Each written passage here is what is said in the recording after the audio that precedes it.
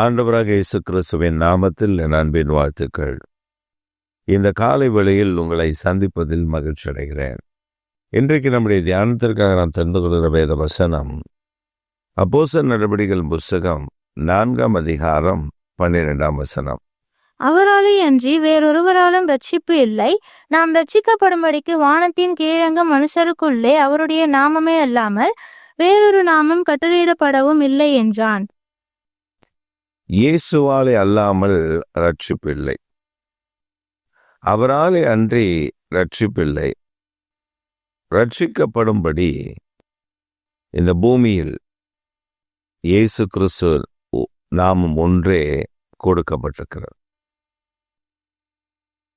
அவராலே அல்லாமல் ரட்சிப்பில்லை. நாம் பல ரட்சிப்புகளை பல இடங்களில் எனக்கு ரட்சிப்பு வேண்டும் என்று நினைக்கிறோம், விடுதலை வேண்டும் என்று நினைக்கிறோம். இந்த காரியத்தை செய்தால் எனக்கு விடுதலை கிடைக்குமா என்று ஏங்கி நிற்கிறோம். ஆனால் பரிசுத்த வேதம் சொல்லுகிறது, இயேசு கிறிஸ்துவை அன்றி ரட்சிப்பு இல்லை. அவர்தான் ரட்சிக்கிறவர். ரட்சிப்பு என்றால் மீட்டெடுத்தல், காப்பாற்றுதல், தூக்கி எடுத்தல், விடுதலை செய்தல். பல அர்த்தங்கள் அந்த ரட்சிப்பு என்கிற ஒற்றை வார்த்தையில் அடங்கியிருக்கிறது. இந்த காலவெளியில ஆண்டவரை அல்லாமல் நமக்கு மீட்போ ரட்சிப்போ இல்லை. உலக பிரகாரமான காரியத்தில் பார்த்தால் நாம் ரட்சிப்புக்கு பல இடங்களில் பலதை தேடுகிறார்கள். இதை செய்யலாமா, இதை செய்தால் எனக்கு என் குடும்பம் பாதுகாக்கப்படுமா, அதை செய்தால் எனக்கு ஒரு விடுதலை கிடைக்குமா என்றெல்லாம் பார்க்கிறார். ஆனால் இரட்சகரை விட்டுவிட்டு ரட்சிக்க கூடாதவைகளை கண்ணோக்கி பார்க்கிறார்கள். உதாரணமா, இரட்சகராகிய ஆண்டவரை விட்டுவிட்டு மெழுகுவர்த்தி ஏற்றி வைப்பது, அல்லது சில சிலைகளை கொண்டு வந்து வைத்து இயேசுவின் சிலையை வைத்து அதற்கு முன்பாக மெழுகுவர்த்தி ஏற்றி வைத்து அந்த சிலை என்னை ரட்சிக்குமா? வேதம் மிக தெளிவாக சொல்லுகிறது, வானத்தின் பேராகிலும் பூமியின் பேராகிலும் சத்தியம் பண்ணாதே. ஒரு சாயல் வானத்தின் பேரிலாகிலும் பூமியின் பேரிலாகிலும் ஆழத்தில் இருக்கிறவைகளின் பேரிலாகிலும் ஒரு சிலையை செய்து உன்னை வழி நடத்தினது இதுதான் என்று சொல்லாதே. ஏனென்றால் ரட்சிக்கிறவர் உயிரோடு கூட இருக்கிறார். அவர் மரித்தார், 3ஆம் நாள் உயிரோடு கூட எழுந்து இன்றைக்கும் ஜீவிக்கிறார். அவர் ஒருவருக்குத்தான் அதிகாரம் இருந்தது, தன் ஜீவனை கொடுக்கவும் அதை மீண்டும் எடுத்துக்கொள்ளவும் எனக்கு அதிகாரம் உண்டு என்று யோவான் 17ஆம் அதிகாரத்தில் நாம் வாசிக்க முடியும். எனவே ஆண்டவர் நம்முடைய வாழ்க்கையில ரட்சிக்கிறவர் அவர் ஒருவர் தான் இருக்கிறார். வானத்திலும் பூமியிலும் சகல அதிகாரம் படைத்தவர் அவரே. வேறொரு நாமம் நமக்கு கொடுக்கப்படவில்லை. இயேசு கிறிஸ்துவின் நாமமே அல்லாமல் வேறொரு நாமம் ரட்சிக்கப்படுவதற்கு அந்த பூமியில் கொடுக்கப்படவில்லை. அந்த ரட்சிப்பு நமக்கு வராது. இயேசு கிறிஸ்துவின் நாமத்தினாலே மாத்திரம்தான் ரட்சிப்பு, விடுதலை. தேவன் ஒருவர் தான் நம்மை ரட்சிக்கிறவர், காப்பாற்றுகிறவர், விடுவிக்கிறவர், அற்புதம் செய்கிறவர், பலம் தருகிறவர், நன்மையினால் நம்மை நிரப்பி விடுகிறவர். அவர்தான் ரட்சிக்கிறவர். கூப்பிடுகிற காக்கை குஞ்சுக்கும் ஆகாரம் கொடுக்கிற கர்த்தர் ரட்சிக்கிறவராக இருக்கிறார். ஒரு சமயம் ஒரு காட்டை அழித்து, அதாவது சில மரங்களை, காட்டுக்குள்ள இருக்கக்கூடிய சில மரங்களை அழித்து ரோடு போட்டு வருகிறார்கள். அப்படி அவர் ரோடு போட்டு வரும் பொழுது அங்கே ஒரு பெரிய மரம், அந்த மரத்தின் மேல் ஒரு கூடு, அந்த கூட்டில் ஒரு குருவி 5 முட்டைகளை இருந்து அடை காத்து வருகிறது. அது அப்பொழுதுதான் முட்டைகளை ஈன்றிருக்கிறது. அது தன் குஞ்சை பெற்றெடுக்கும்படி அடைகாத்து வருகிறது முட்டையில். இந்த மனிதர்கள் மரங்களை வெட்டி கொண்டு வந்தார்கள். ரோடு போட வேண்டிய காரியம். அதனால் அந்த மரங்களை வெட்டி அந்த இடத்தை சரி பண்ணி ரோடு போட்டுக்கொண்டே வருகிறார்கள். இந்த குறிப்பிட்ட மரத்தினிடத்தில் வரும்பொழுது அந்த மரத்தினுடைய அருகில் அவர்கள் வரும்பொழுது அந்த ப்ராஜெக்டில் ஒரு குழப்பம் வந்து விடுகிறது.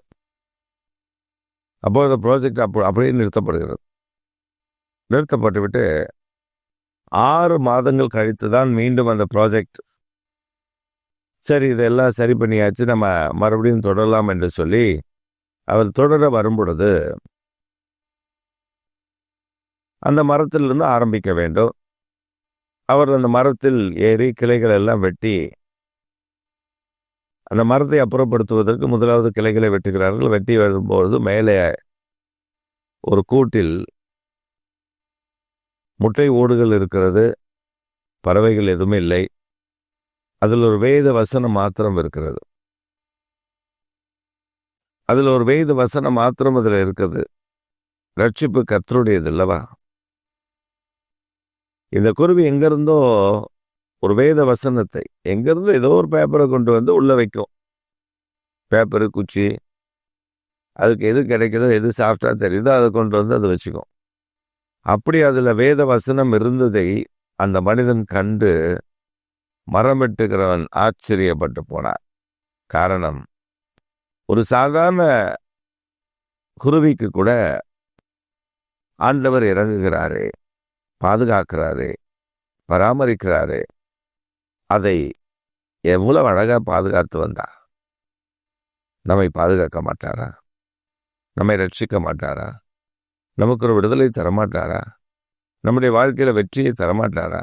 நிச்சயம் தருவார்.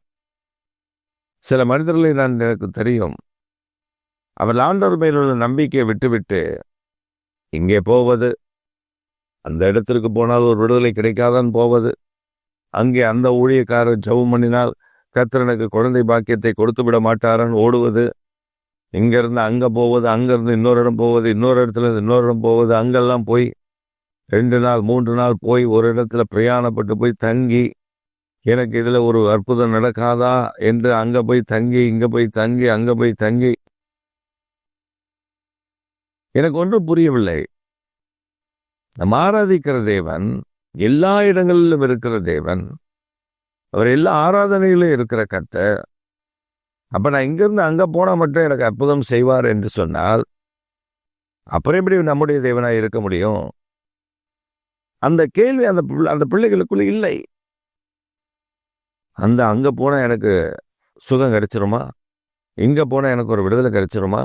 அந்த இடத்துக்கு போனா எனக்கு ஒரு விடுதலையை நான் பார்த்து விடுவேன்னா ரட்சிப்பு வந்து விடுமா? என் வீட்டுக்கார் மனம் திரும்பிடுவாரா? உன் வீட்டுக்கார் மனம் திரும்பினா நீ முழங்கால் படிட்டு ஜெபிக்கணும். ரட்சிப்பு அவரிடத்துல இருக்கிறதா? ஆனா நீ முழங்கால் படிடாம எப்படி ஒரு வீட்டுக்கார் ரட்சிக்கப்படுவார்? நீ முழங்கால் படிடாம எப்படி அற்புதம் நடக்கும்? நீ முழங்கால் படிடாம தேவன் எப்படி உன் ஜெபத்தை கேட்பார்? நீ இங்க ஜெபிக்காம ஊரா சுத்தி அங்க போய் ஒரு காணிக்கை கொடுத்துட்டா எனக்கு அபிஷேகம் கிடைச்சிடாதா, இங்க போய் காணிக்கை கொடுத்துட்டா எனக்கு ஒரு அபிஷேகம் கிடைச்சிடாதா என்று அலைந்து திரிகிற ஒரு கூட்டத்தை நான் பார்க்க முடிகிறது. நீ முழங்கால் படிட்டு நீ ஜெபித்தால், நீ கரங்களை உயர்த்தி துதித்தால் கர்த்தர் அதை நிரப்புவார். உன்னை அபிஷேகம் பண்ணவர் ஆயத்தம் உள்ளவராய் இருக்கிறார். உனக்கு சுகம் தரவர் ஆயத்தம் உள்ளவராய் இருக்கிறார். உனக்கு ஒரு அற்புதம் செய்வர் ஆயத்தம் உள்ளவராய் இருக்கிறார். நீ ஜெபிக்க வேண்டும். ரட்சகராகிய கர்த்தர் உன் அருகில் இருக்கிறார். அவரை கண்ணோக்கி பார்த்து நீ ஜெபிக்க வேண்டும். அவரிடத்தில் ஜெபிக்க வேண்டும். மனிதர்களிடத்தில் ரட்சிப்புக்கு ஓடினால் என்ன கிடைக்கும்? பொருள் விரயமாகும். இந்த இடத்துக்கு போனேன், எனக்கு ஒரு அற்புதம் நடக்கல. சரி, இன்னொரு இடத்துக்கு போனேன், அங்கேயும் எனக்கு அற்புதம் நடக்கல. அப்பொழுது யார் மேல குறை வரும்? யார் மேல குறைவாய் நினைப்போம்? நம்முடைய தேவன் மேலதான் ஒரு குறைவு வரும். ஐயோ, அவர் தான் எனக்கு செய்யலைன்னு சொல்லிடுவோம். இல்லை பிரியமானவர்களே, அவன் நம்மை ரட்சிக்க முடியும், நம்மை ஆசீர்வதிக்க முடியும், உண்மை உள்ளவராக இருக்கிறார். இந்த காலை வேளையில நீங்க முழங்கால் படிட்டு எதில் உங்களுக்கு ஒரு அற்புதம் வேண்டுமோ, எதில் ஆண்டவர் உங்களுக்கு பெரிய நன்மை செய்யணுமோ, எதில் ஆச்சரியமான காரியத்தை செய்கிறோமோ, கூப்பிடு காக்கை குஞ்சு காண்டு உதவி செய்த கர்த்தர் உங்களுக்கு செய்ய மாட்டாரா? பூக்களுக்கு உடுத்து வைக்கிற கர்த்தர் உங்களுக்கு உடுத்து வைக்க மாட்டாரா? அவர் பெரியவராய் இருக்கிறார்.